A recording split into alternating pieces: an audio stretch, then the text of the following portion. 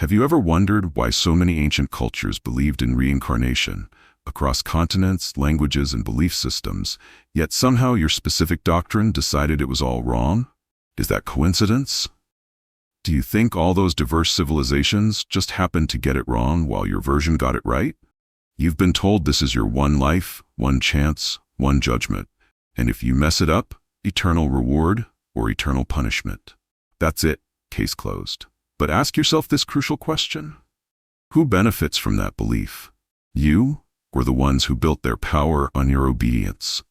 The truth is, this entire system, the way you've been taught to see your existence, your soul, your purpose, was never designed to set you free. It was engineered to trap you. You are not just a body with a soul stuffed inside. You are not a blank slate waiting for salvation. You are not some fragile creature desperately in need of external redemption. You are an ancient consciousness, a traveler, a being that's lived before again and again across time, form, and space. And they didn't want you to know that. Why? Because a soul that understands its true nature is uncontrollable. A soul that remembers is powerful. A soul that reincarnates is ungovernable by dogma. Let me tell you about Dr. Brian Weiss. In 1980, he wasn't just any psychiatrist. He was the head of psychiatry at Mount Sinai Medical Center in Miami. Ivy League educated, conventional, skeptical, the last person you'd expect to believe in past lives. Then came Catherine, a patient with debilitating anxiety and phobias that conventional therapy couldn't touch. In desperation, Dr. Weiss tried hypnosis. What happened next shattered his entire worldview. Under hypnosis, Catherine began describing detailed accounts of lives she had lived centuries ago. Specific places, clothes, names. Details a simple medical technician from Miami couldn't possibly have known. When asked about the source of her phobias, she described drowning in a flood in 1863 BCE. Her fear of choking from being strangled in another life. The turning point came when Catherine began relaying messages from spirit guides, including personal information about Dr. Weiss's own family. She described his son, who had died, mentioning the rare heart condition that had killed him. Information she couldn't possibly have known.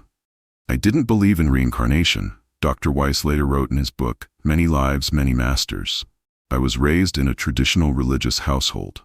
But the evidence was right there in my office, proving me wrong.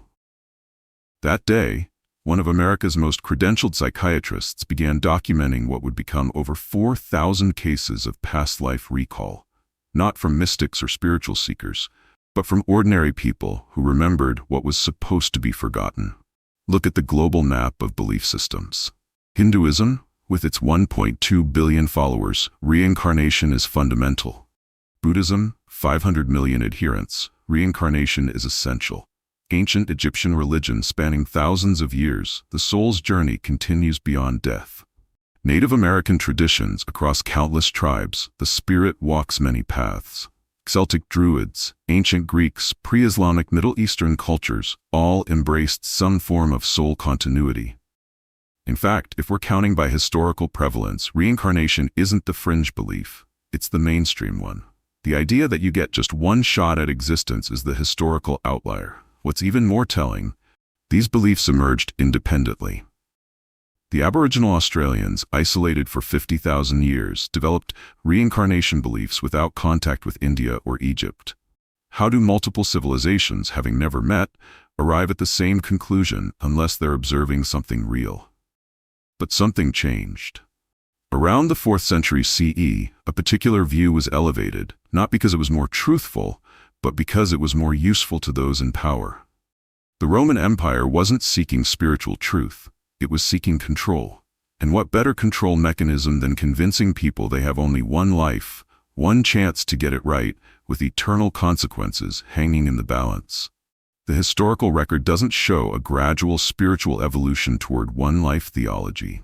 It shows a sharp, politically motivated cut, a deliberate excision performed by those who understood that spiritual beliefs shape civilizations, and they wanted to shape it in their image. I'm not asking you to abandon your faith. I'm asking a simpler question. What if you've been denied access to your full spiritual heritage? What if the most liberating aspects of early spiritual teachings were systematically removed, not because they were false, but because they were too empowering? You've been conditioned to see yourself as something small, something limited, something that began at birth and will end at death. But this isn't just a theological dispute. It's about your fundamental identity. Think about how profoundly this belief shapes your entire existence. When you believe you're just a temporary visitor with one shot at existence, everything changes. You approach life with desperation, with fear, with the constant anxiety that comes from knowing there are no second chances. This isn't just philosophy, it's psychological programming. The institutions that benefit from your spiritual obedience have spent centuries reinforcing this message. You are fallen, you are temporary, you are in need of their salvation. They've conditioned you to see yourself as spiritually dependent on their framework, their rituals, their intermediaries. But what if that's not what you are at all? What if that entire framework was constructed specifically to disconnect you from your true nature and your spiritual autonomy? What if the greatest deception wasn't about some theological detail, but about the very nature of your being? This isn't just ancient speculation.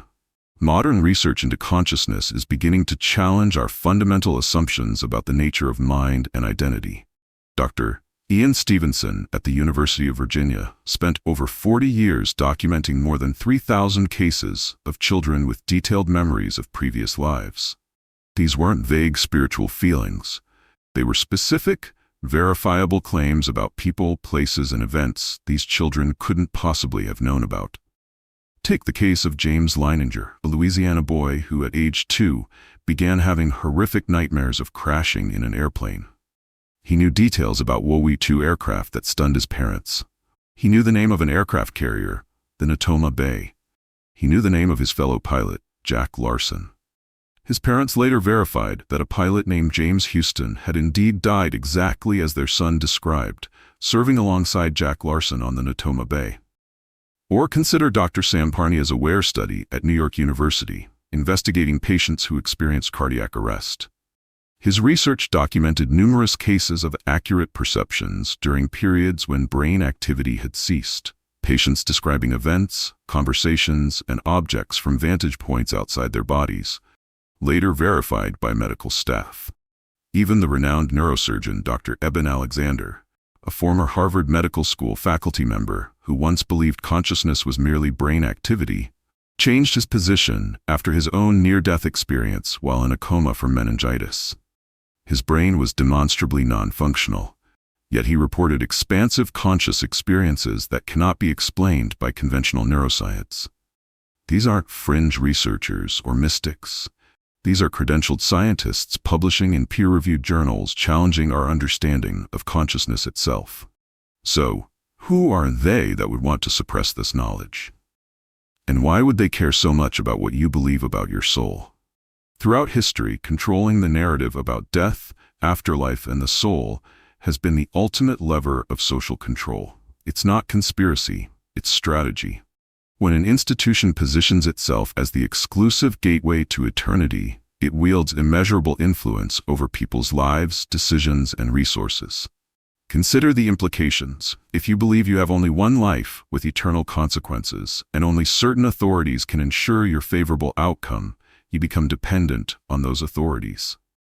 You'll surrender autonomy, wealth, critical thinking, even your children's education and your community's resources, to stay in good standing with the gatekeepers of eternity. The Roman Empire understood this perfectly. Constantine didn't have a theological revelation, he had a strategic insight. A fragmented empire with competing religious traditions was ungovernable, but a unified empire under one religious authority with one set of beliefs, that was sustainable power. The Emperor Justinian wasn't defending theological purity when he outlawed belief in reincarnation in 553 CE at the Fifth Ecumenical Council. He was eliminating a competing power structure. People who believe in reincarnation don't fear death the same way. They don't surrender their spiritual autonomy to institutions. They don't respond to the same threats or incentives. The same pattern repeats throughout history. When the Catholic Church was at the height of its political power, it wasn't just managing souls, it was managing kingdoms, armies, and economies. The belief system wasn't the end goal, it was the mechanism of control. And it worked. It worked so effectively that today, most people in Western societies can't even conceive of themselves as eternal beings on a multi-life journey. The very possibility has been edited out of their identity framework, not through evidence or reasoned argument, but through systematic deletion of alternative views, through cultural conditioning, and through the marginalization of any tradition that preserved these ancient understandings. You weren't just denied information, you were intentionally disconnected from your soul's memory, and now you've spent your life playing by rules written to keep you in the dark, while those at the top feast on your blind faith. This isn't just about theology, it's about spiritual ownership, soul sovereignty, existential manipulation. And the only reason we're even having this conversation now is because cracks are finally forming in the system. Fragments of truth are leaking out through hidden manuscripts, ancient teachings, forbidden texts, and it's waking people up. But let's be crystal clear. You were never meant to know any of this. You were supposed to be afraid. Afraid of questioning, afraid of digging deeper, afraid of what you might find. Let's be crystal clear. This isn't some casual conspiracy theory or New Age fantasy. This is documented historical fact buried beneath centuries of censorship. The systematic removal of reincarnation from Western spiritual traditions didn't happen in shadows. It happened in broad daylight, through official councils, formal edicts, and authorized purges of texts. The historical record is unambiguous. In 553 CE, Emperor Justinian convened the Fifth Ecumenical Council in Constantinople, where anathemas were issued against Origen and his teachings, specifically targeting the pre-existence of souls and reincarnation. This wasn't hidden, it's documented in the council records themselves. We have letters between Empress Theodora and religious authorities discussing the political necessity of eliminating these beliefs. We have accounts from contemporaries describing the destruction of texts. We have the anathemas against Origen preserved in historical records, explicitly condemning the fabulous pre-existence of souls.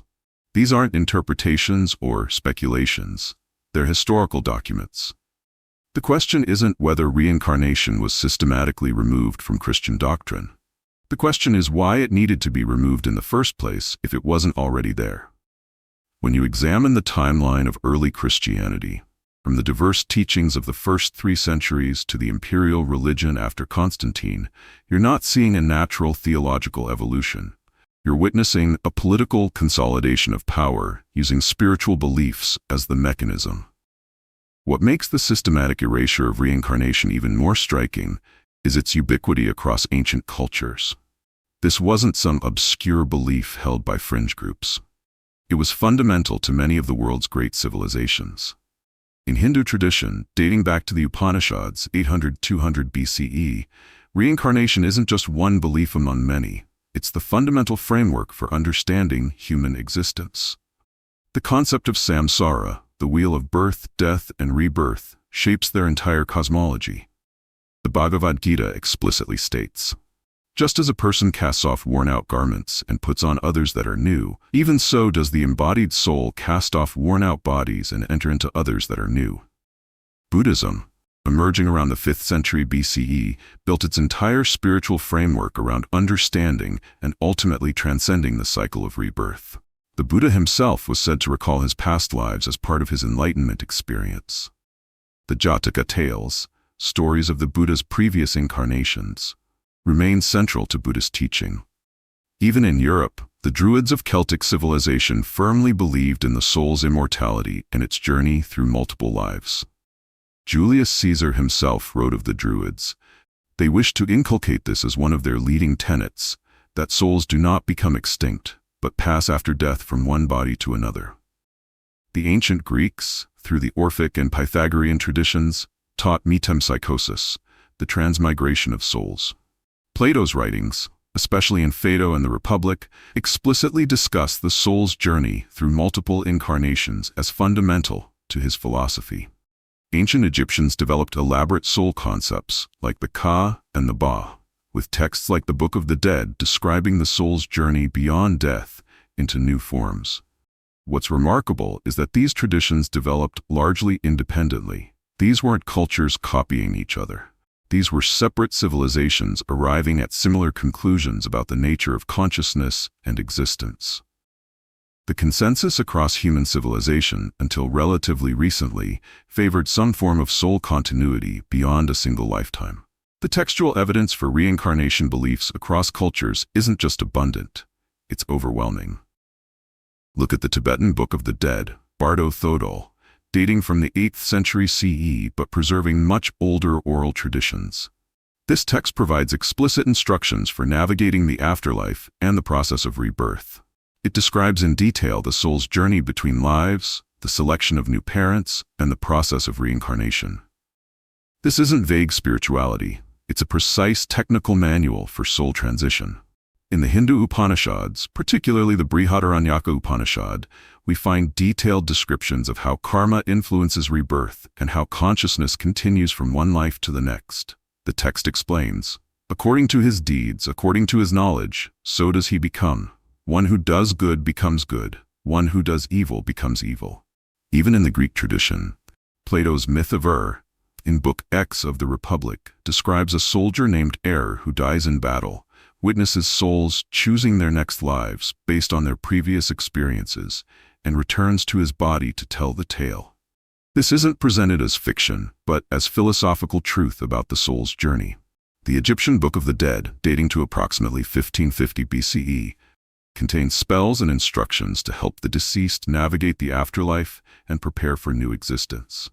Spell 45 explicitly addresses transformation and renewal of life. What's most striking when examining these texts side by side is how detailed and methodical they are. These aren't vague hopes about an afterlife, they're sophisticated systems describing the mechanics of soul progression across multiple embodiments. And when we turn to early Christian texts, particularly those not selected for the canonical Bible, we find remarkably similar ideas. The Gospel of Thomas, discovered at Nag Hammadi in 1945, contains sayings attributed to Jesus that strongly suggest pre-existence and reincarnation. Saying 84 reads, "When you see your likeness, you rejoice. But when you see your images which came into being before you, and which neither die nor become manifest, how much you will have to bear." Clement of Alexandria, one of the early church fathers, wrote in his Excerpta ex Theodoto, "We pre-existed and were manifested from the beginning in the dispensation of the Logos Word." The evidence isn't just in what survived, but in what was specifically targeted for destruction. The very fact that reincarnation beliefs needed to be formally condemned by church councils is evidence they were widespread enough to require official suppression. When we examine all this evidence together, from multiple civilizations across thousands of years, the historical anomaly isn't the belief in reincarnation. The anomaly is its sudden disappearance from Western spiritual thought, at precisely the moment when religion became aligned with imperial power. Let's dive deeper into how this political operation unfolded and who orchestrated it. Imagine yourself in Nicaea, summer of 325 CE. The air is thick with incense and tension as 300 bishops from across the Roman Empire gather in the imperial palace. Their vibrant robes, purple, scarlet, and gold, contrast against the stark marble of the Great Hall. But make no mistake, this isn't primarily a spiritual gathering. This is politics, dressed in religious garments. At the center sits Emperor Constantine, not a lifelong Christian, but a military strategist who had only recently stopped persecuting Christians. He wears imperial purple, his crown gleaming with precious stones. His face betrays no spiritual reverence, only the calculated gaze of a ruler with an empire to manage. When he speaks, his words are translated into multiple languages for bishops from Egypt, Syria, Greece, and Rome. Unity, he emphasizes. The empire requires unity. Some bishops shift uncomfortably in their seats. They know what's happening. The diverse tapestry of early Christian thought is being compressed into a single imperial instrument. The debates are not gentle theological discussions. They're charged with threats, political maneuvering, and the unspoken awareness that exile awaits those who resist too firmly. Arius, arguing that Christ was created by God and therefore not eternal, finds himself increasingly isolated as Constantine makes his preferences clear. In the corners of the hall, imperial scribes document everything. They note which bishops speak against the emerging consensus, Which ones align with imperial preferences?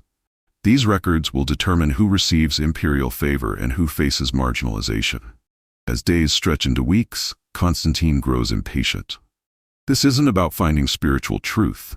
It's about creating a unified religious instrument for governing a fractured empire. The subtle theological concepts embraced by various Christian communities, including those teaching soul pre-existence, are obstacles to this political goal. Bishops who arrived representing diverse interpretations of Christianity leave espousing a standardized creed. Some leave nodding in agreement. Others leave in silence, knowing their community's traditions have just been effectively outlawed. The complex spiritual ecosystem of early Christianity has begun its transformation into a state religion. Constantine wasn't a theologian. He was a military commander who understood power.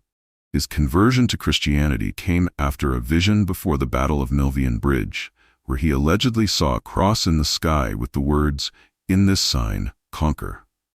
Note the language. Not "in this sign, find spiritual truth," but conquer. From the beginning, his engagement with Christianity was about power. Before Constantine, Christianity was diverse, decentralized, and often at odds with imperial authority. Some Christian communities practiced communal living. Some questioned worldly hierarchies. Many taught that the soul's journey extended beyond a single lifetime. This diversity made Christianity ungovernable as a unified force. Constantine recognized that an empire spanning 3 continents needed more than military might. It needed ideological cohesion. Traditional Roman religion was failing to provide this. Christianity, if properly reshaped, could become the binding agent his fragmenting empire desperately needed. But not just any version of Christianity would do. He needed a version that centralized authority in clear hierarchies, mirroring imperial structure, emphasized obedience to established authority, created clear, simple distinctions between salvation and damnation, discouraged questioning of established doctrine. The idea of souls experiencing multiple lives undermined these goals. If your soul existed before your body and would continue after it, potentially through many lifetimes, your ultimate allegiance wouldn't be to temporal authorities, but to your own spiritual journey. Your time frame would extend beyond a single empire's reign. Your perspective would transcend current political arrangements. Constantine didn't just want Christians to stop fighting about theology. He wanted a version of Christianity that would produce compliant citizens who feared divine punishment, respected hierarchical authority, and focused on the immediate consequences of their actions within a single lifetime. The political brilliance of one life, one judgment theology wasn't in its spiritual insight, but in its administrative utility. It compressed the human spiritual timeline into a manageable unit that aligned perfectly with the needs of imperial governance. Professor Elaine Pagels of Princeton University, one of the world's foremost scholars on early Christianity, notes, "What we call Christianity and what we identify as Christian tradition actually represents only a small selection of sources. Who made that selection and for what reason? The answer has everything to do with power." Dr. Bart Ehrman of the University of North Carolina explains, "The victors in the struggles to establish Christian orthodoxy not only won their theological battles, they also rewrote the history of the conflict. This rewriting of history meant that the viewpoints of the losers would be largely forgotten."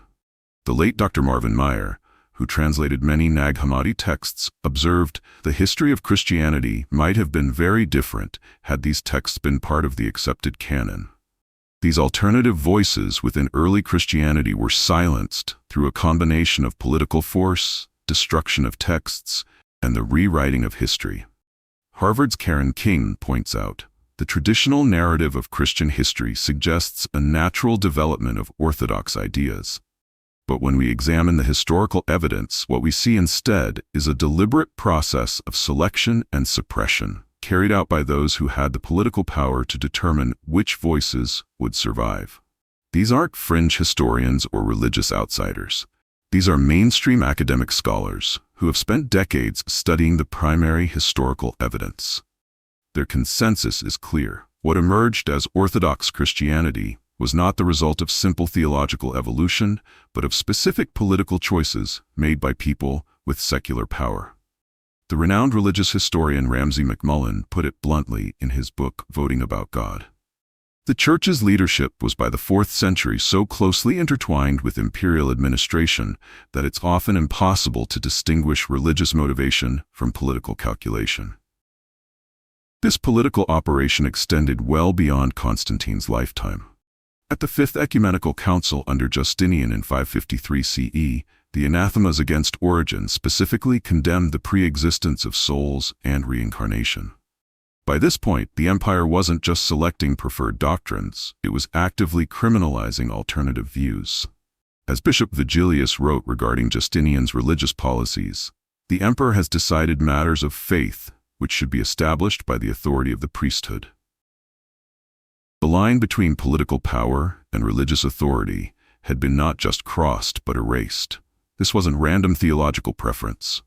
This was empire building through systematic control of humanity's most fundamental beliefs about their own nature. Let's examine how this system of information control actually operated, and how it continues to shape your understanding of your own soul. You want to know how deep this goes?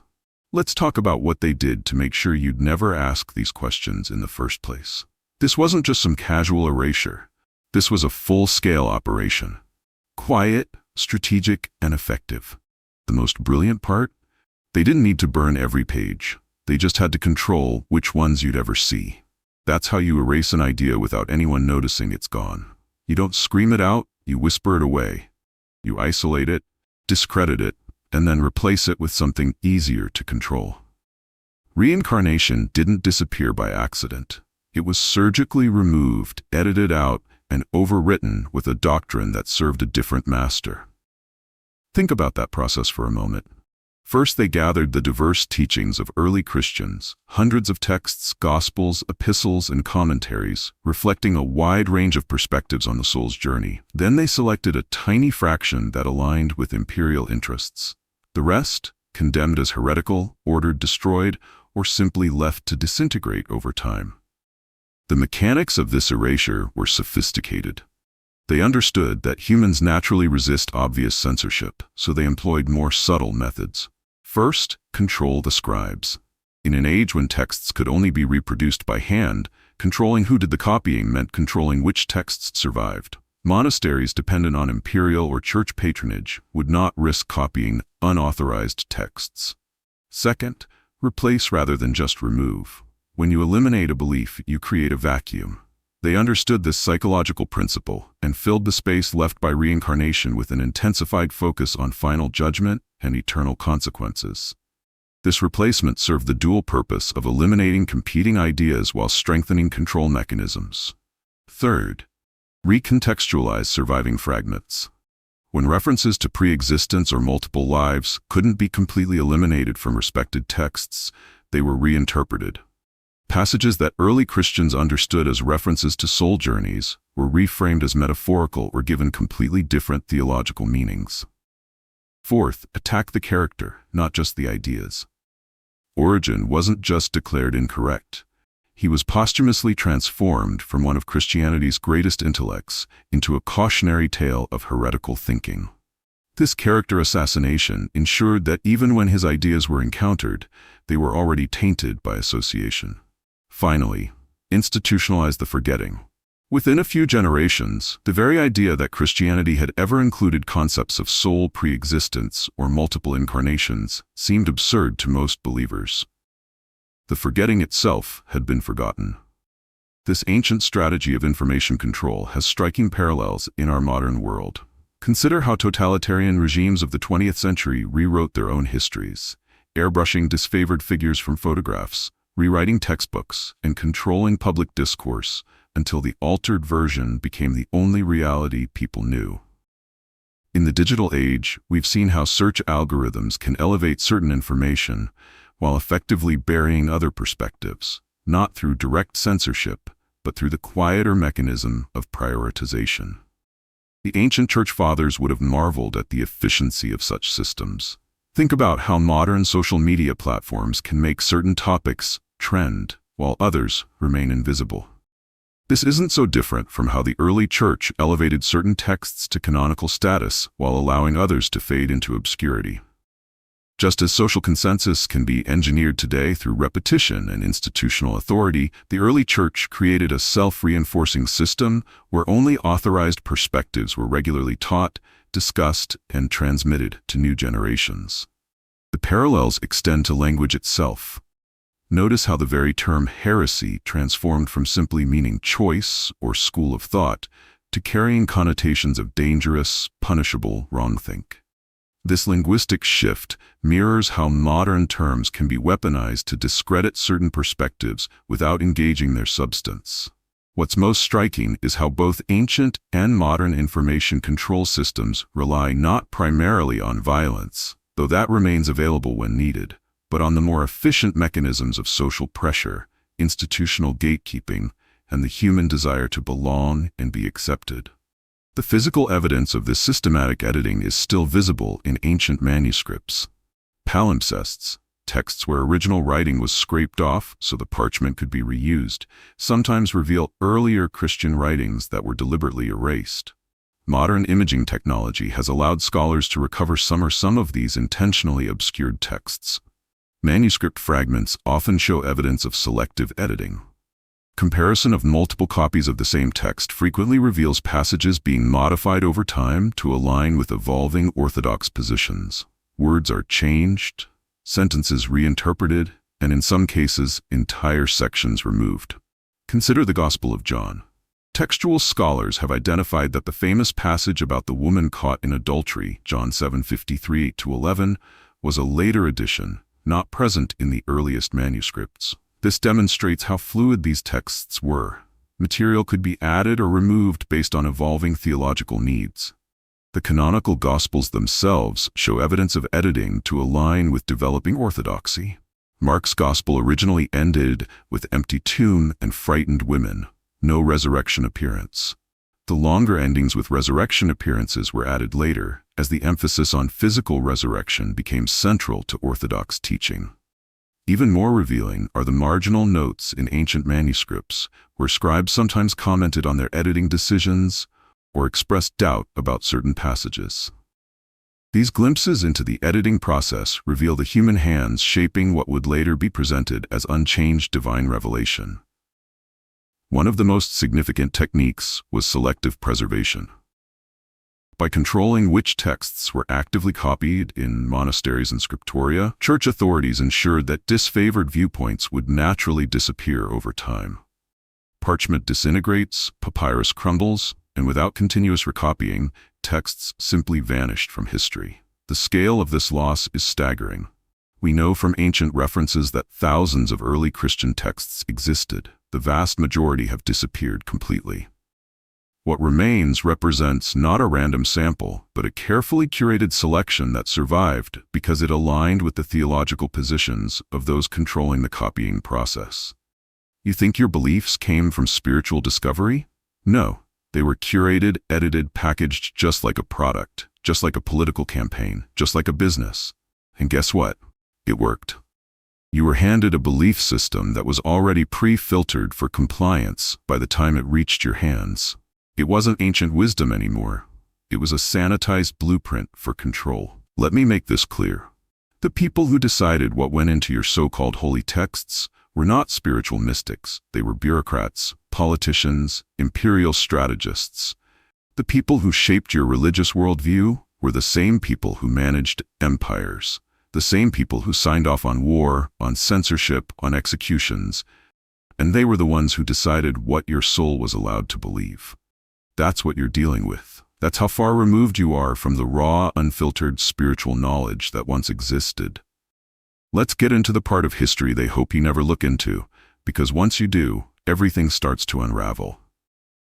If you've never heard of a man named Origen, it's not your fault. You were never supposed to. Born in Alexandria around 885 CE, Origen wasn't some obscure figure. He was arguably the most brilliant Christian thinker of the early church. Even his theological opponents acknowledged his genius. Jerome called him the greatest teacher of the church after the apostles. His writings shaped the foundations of Christian theology. His methods of biblical interpretation set standards that lasted centuries.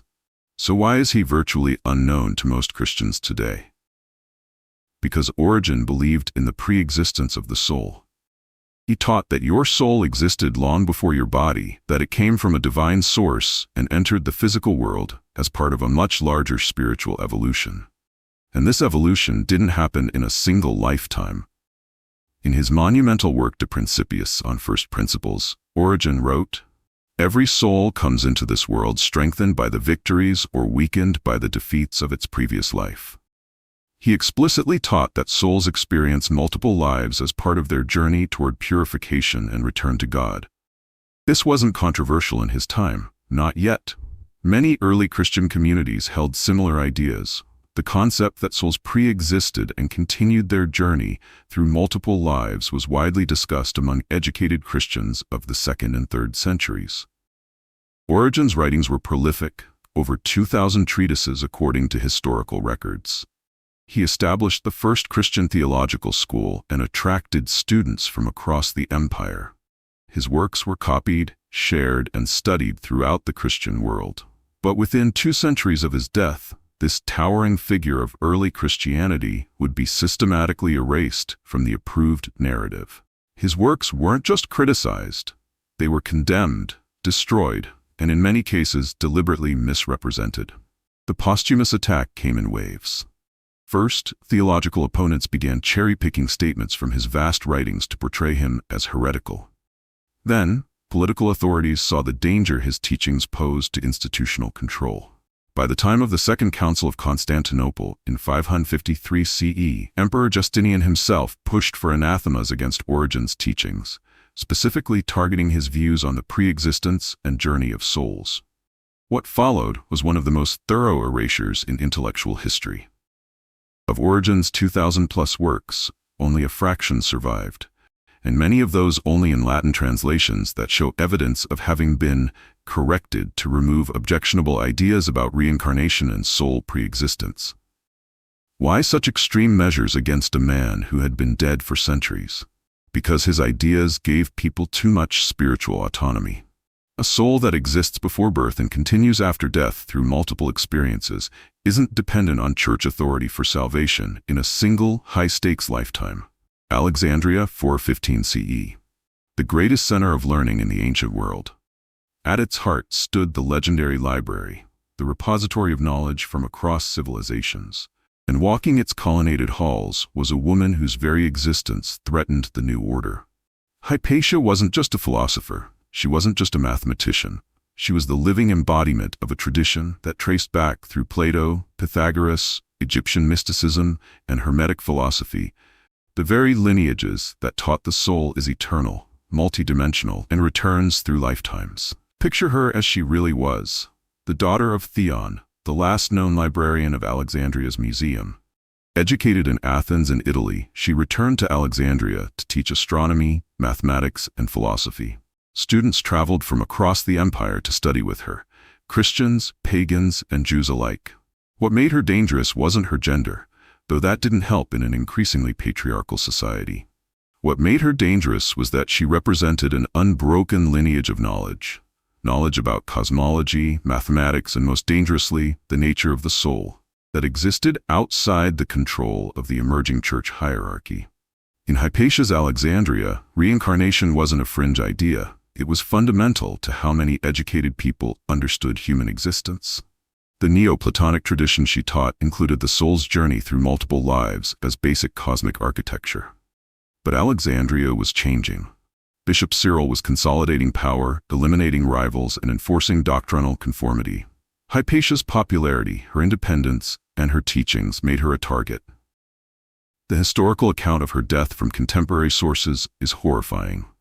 In March of 415 CE, a mob of Christian parabolani, church enforcers, dragged her from her chariot as she traveled through the city. They stripped her, dragged her into a church called the Caesareum, and there, in a building supposedly dedicated to divine love, they used broken pottery to flay the skin from her body before dismembering her and burning her remains.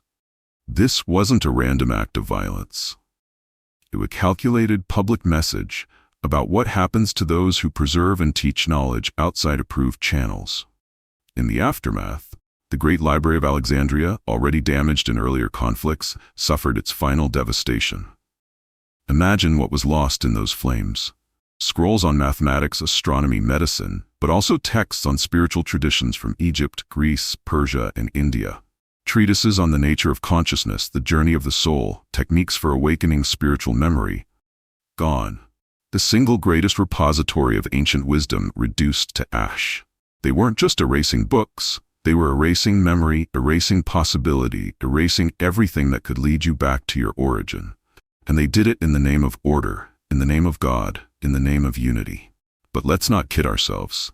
It was about control. Spiritual control, mental control, civilizational control. And you're still living inside the ruins of that crime. Origin and Hypatia weren't isolated incidents. Throughout history, the pattern repeats. Those who preserved knowledge of the soul's journey through multiple lives faced systematic elimination. Consider Giordano Bruno, the 16th century philosopher. We often hear he was burned at the stake in 1600 for suggesting Earth wasn't the center of the universe. But that's only part of the story. Among his heresies was his insistence on the transmigration of souls, reincarnation. In his work, De Monade, he explicitly taught that souls progress through multiple lives as part of their evolution. The transcripts of his trials survive. The Inquisition specifically condemned his teaching that the soul is not form of the human body, but rather imprisoned within the body. After death, souls pass from one body to another. After 8 years of imprisonment and torture, Bruno was burned alive in Rome's Campo dei Fiori, his tongue pierced with an iron spike so he couldn't address the crowd. Even more telling is the fate of entire communities who preserved reincarnation beliefs. The Cathars of southern France in the 12th and 13th centuries practiced a form of Christianity that included belief in reincarnation. They understood the physical world as a realm where souls were trapped in cycles of rebirth until they achieved liberation through spiritual knowledge. The response? Pope Innocent III declared the Albigensian Crusade, the only crusade directed against fellow Europeans. The infamous command, "Kill them all, God will know his own," came from this campaign. At Béziers in 1209, 20,000 men, women, and children were slaughtered in a single day. By the campaign's end, the culture of Languedoc was effectively erased, its texts burned, its knowledge lost. The Knights Templar, widely believed to have preserved esoteric knowledge, including concepts of soul progression through multiple lives, met a similar fate. On Friday, October 13, 1307, the origin of Friday the 13th as an unlucky day, King Philip IV of France had Templars across the country arrested. Under torture, many confessed to heretical beliefs before being burned at the stake. This pattern extends beyond Europe. The Druze of the Middle East, the Bon tradition that preceded Buddhism in Tibet, numerous indigenous traditions worldwide, all faced systematic persecution, not simply for being different, but specifically for preserving knowledge about the soul's journey beyond a single lifetime. What makes these cases significant isn't just their brutality, but their selectivity. The particular ferocity reserved for those who taught reincarnation reveals how threatening this concept was to established power. A person who believes their soul will experience consequences beyond a single lifetime is fundamentally harder to control through immediate threats or promises. And that's the key point. These weren't theological disagreements. They were power struggles over who controls the narrative about your soul. Every time reincarnation beliefs resurfaced in Western history, they were met with disproportionate violence, not because they were false, but because they were liberating. December 1945, near the town of Nag Hammadi in Upper Egypt, Muhammad Ali al-Saman, a local farmer, was digging for sabak, a natural fertilizer, at the base of the Jabal Tarif Mountains. His hoe struck something hard, a sealed earthenware jar about 3 feet high. A superstitious man, Muhammad Ali hesitated to open it, fearing it might contain a jinn, a desert spirit. But greed overcame fear. Perhaps it held gold. He shattered the jar with his mattock, and instead of gold coins or evil spirits, out tumbled leather-bound papyrus codices. 13 books containing 52 ancient texts. Not recognizing their significance, Muhammad Ali brought them home, where his mother ironically used some pages to kindle the fire that cooked their evening meal. Ancient wisdom, lost for 1600 years, going up in smoke for a pot of tea. What remained of these texts would eventually make their way, through murder, black market deals, and academic intrigue, to the Coptic Museum in Cairo. When scholars finally translated them, they were stunned. These weren't just any ancient texts. They were Christian writings, gospels, apocalypses, mystical treatises, dating from the 2nd to 4th centuries CE. Texts that had been deliberately hidden, presumably to protect them from systematic destruction during the purges that followed the Council of Nicaea. Among them were the Gospel of Thomas, the Gospel of Philip, the Gospel of Truth, and dozens of other early Christian texts that had been erased from history. Texts that presented a radically different understanding of Jesus, his teachings, and the nature of human consciousness. These writings hadn't survived by accident. Someone had carefully sealed them in that jar and hidden them in the Egyptian desert, specifically to preserve them from those who were systematically erasing competing versions of Christianity. They were buried specifically to survive the purge. Think about that. Someone 1600 years ago cared enough about these persecuted texts to risk their life preserving them, hoping that someday someone would find them and the suppressed knowledge would re-enter the world. And for 16 centuries, they waited in darkness until a farmer's hoe accidentally brought them back into the light. And what they revealed shook the foundations of conventional religious history. What if I told you reincarnation wasn't just erased by political empires and religious institutions, but was also part of something far darker and more calculated?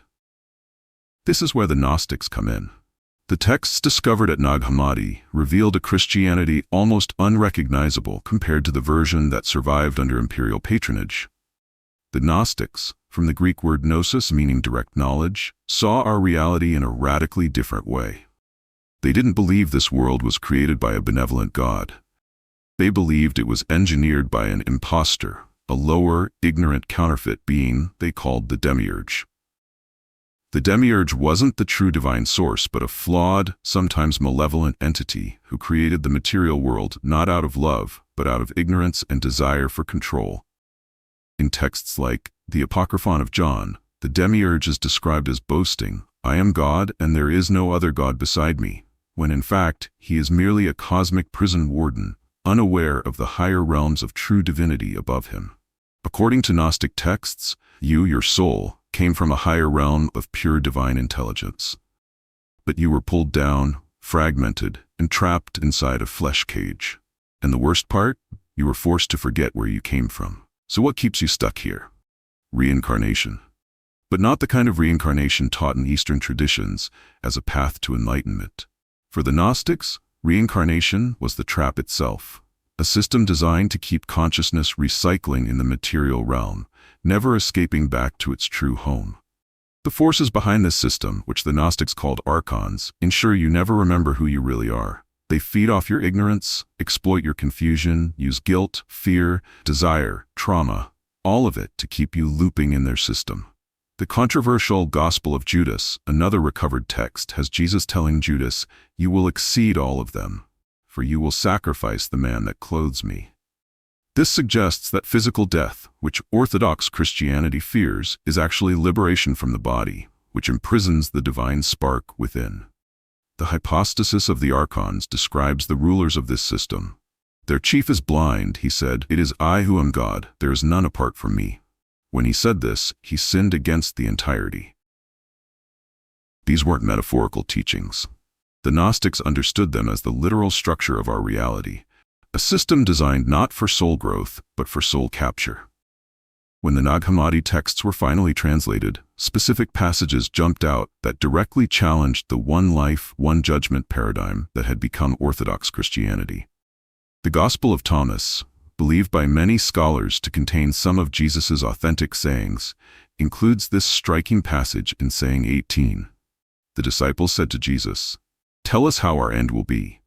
Jesus said, "Have you discovered the beginning then, that you are looking for the end? For where the beginning is, the end will be. Blessed is he who stands at the beginning. He will know the end and will not taste death." This isn't talking about physical immortality. It's addressing the continuity of consciousness. Recognizing your origin point allows you to transcend the cycle of death and rebirth.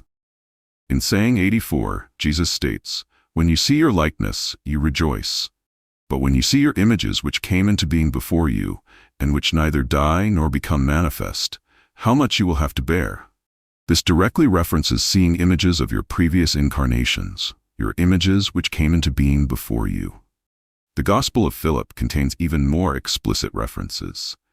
It states, "Those who say they will die first and then rise are in error. If they do not first receive the resurrection while they live, when they die they will receive nothing."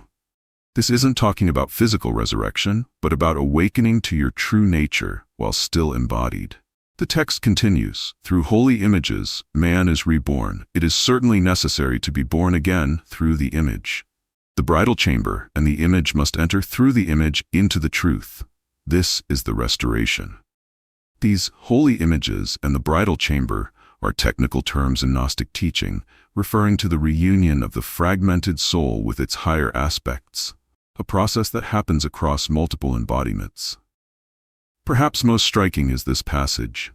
"The world came about through a mistake, for he who created it wanted to create it imperishable and immortal. He fell short of attaining his desire, for the world never was imperishable, nor, for that matter, was he who made the world." This directly challenges the orthodox view of creation and the Creator.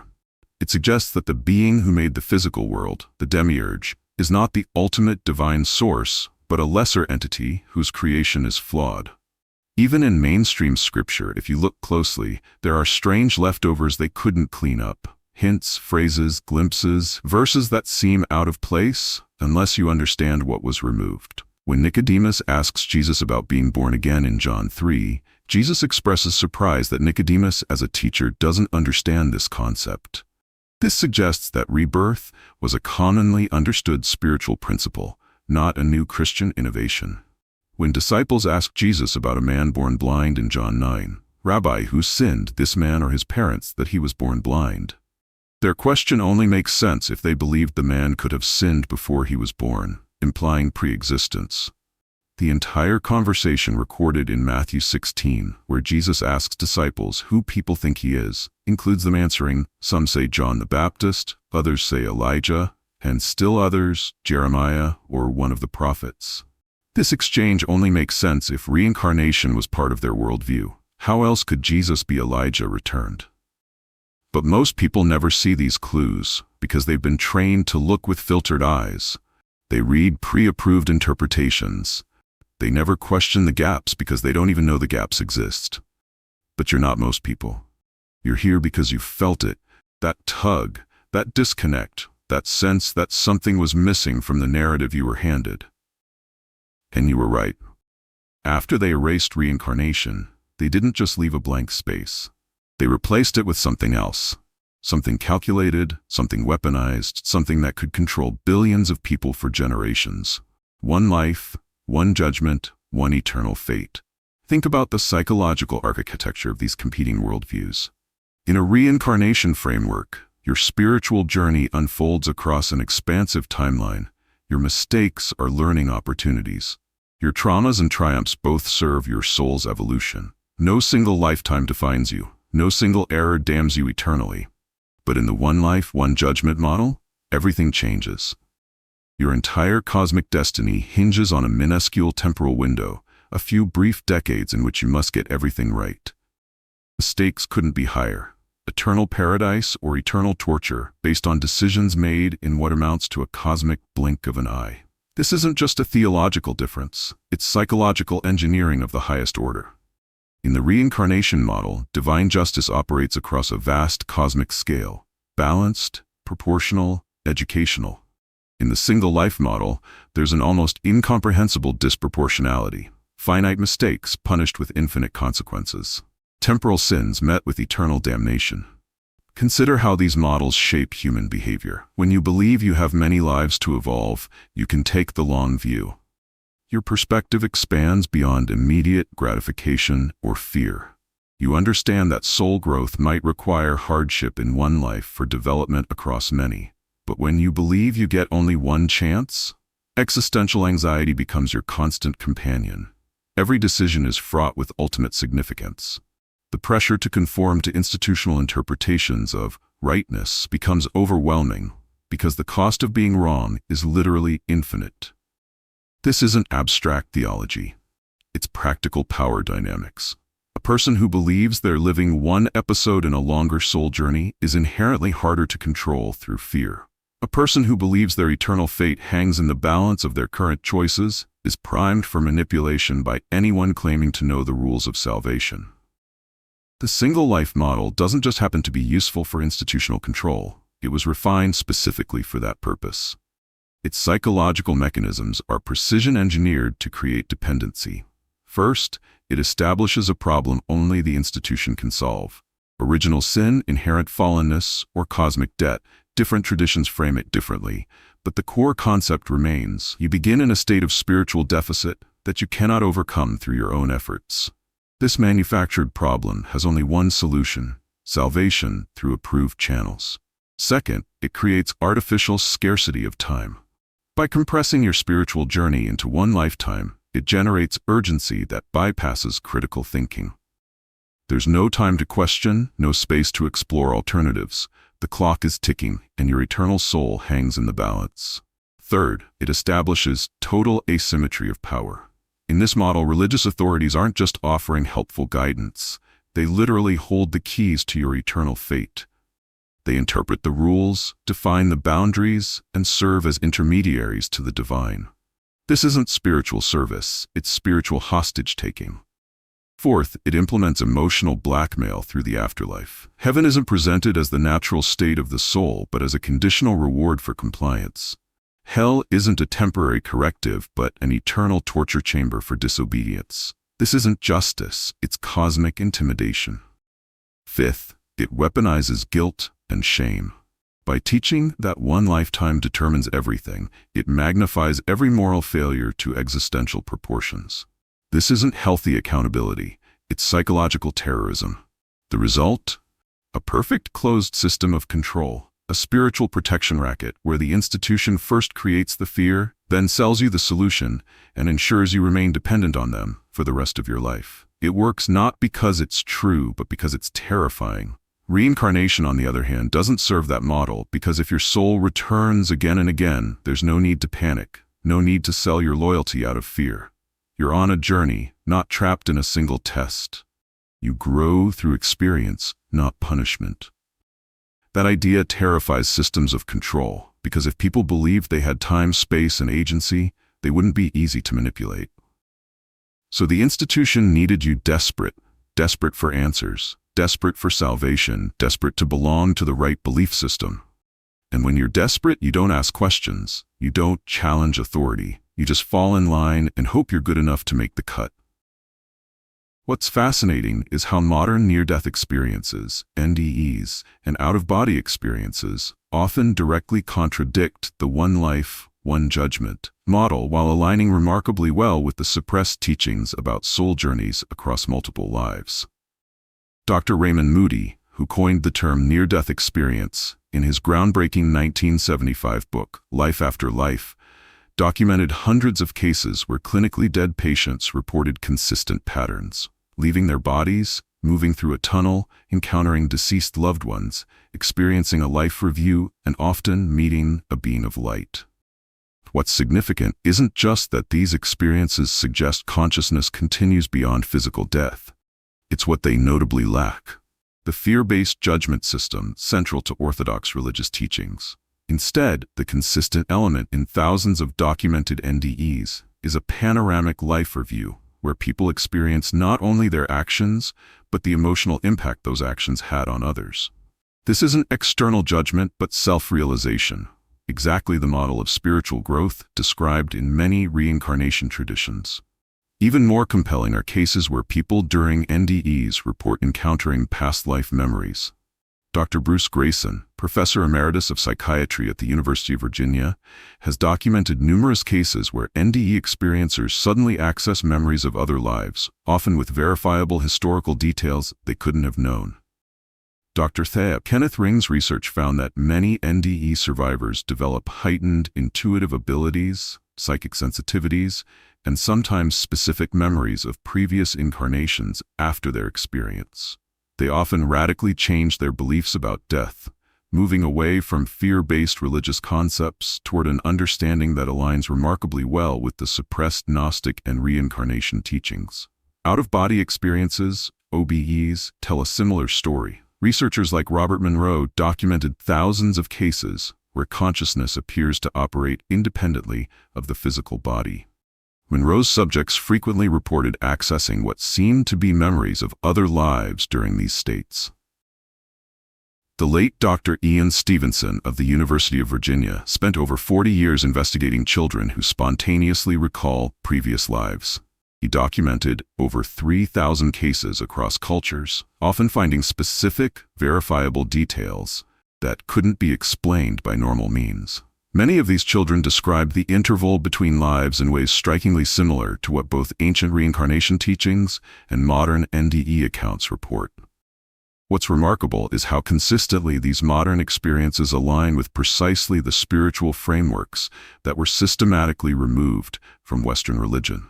The life review without eternal damnation, the loving presence without judgment, the continuity of consciousness across multiple existences, the between-life planning of future incarnations for spiritual growth. These aren't fringe phenomena. Studies show that between 10 to 20% of cardiac arrest survivors report NDEs, and their accounts remain consistent across cultural, religious, and educational backgrounds. Could it be that what people actually experience when they temporarily cross the threshold of death more closely resembles the suppressed teachings than the official doctrine that replaced them? Could it be that the erased knowledge wasn't erased because it was wrong, but because it was right in ways that threatened institutional power? These experiences suggest something profound. Perhaps the truth about your soul wasn't lost after all. Perhaps it simply went underground, continuing to surface in direct human experience, even as official doctrine denied its reality. Throughout this investigation, we've laid bare a systematic process of spiritual manipulation that spans centuries but remains largely hidden from public awareness. We've seen how reincarnation wasn't some fringe belief, but a mainstream understanding in most ancient civilizations, from Hindu and Buddhist traditions to Celtic druids, from Egyptian mystery schools to Greek philosophers. The historical record shows that belief in the soul's journey across multiple lives was humanity's default understanding, not the exception.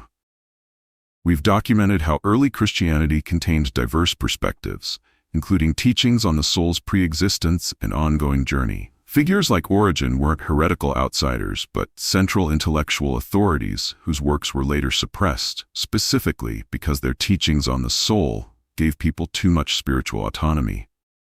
We've exposed the political machinery behind doctrinal changes, how Constantine's need for imperial cohesion, not spiritual revelation, drove the standardization of Christian belief. We've seen how the Council of Nicaea and subsequent church councils functioned more as political operations than spiritual discernment. We've witnessed the brutal methods used to enforce doctrinal compliance, from the murder of Hypatia to the burning of libraries, from the execution of Giordano Bruno to the slaughter of entire communities like the Cathars. These weren't theological disagreements, but power struggles over who controls the narrative about your soul. We've examined the psychological architecture of the one life, one judgment model, revealing how it creates dependency, fear, and unquestioning obedience. A system not designed for spiritual truth, but for institutional control. And we've seen how modern experiences, from near-death accounts to documented past life memories, often align precisely with the suppressed teachings, suggesting that the truth about our spiritual nature continues to surface despite centuries of systematic erasure. The evidence points to an inescapable conclusion.